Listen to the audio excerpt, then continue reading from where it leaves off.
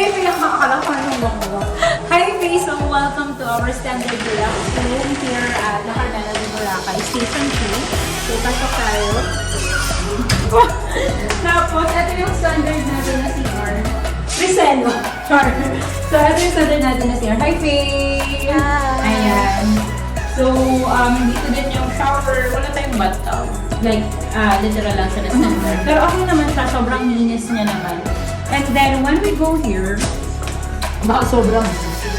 When we go here, we have the cabinet, tapos meron namang mini fridge kung gusto natin bumili ng alak talaga, ng pagkain. And then, meron din tayo ditong parang walk-in mirror. Dito kasi para makita naman nila yung OOTD mo. Ayan. Ito naman yung coffee table kung gusto mo mag-work. Mag-work.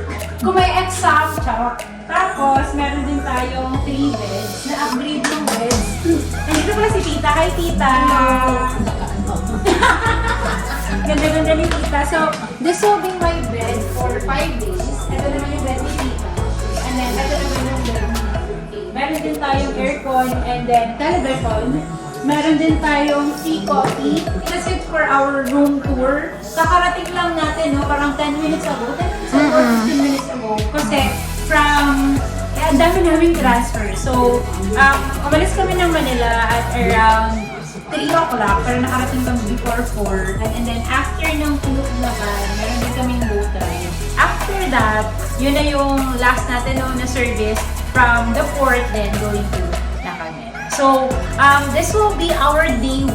So, after this shoot, we are now going out to have our dinner.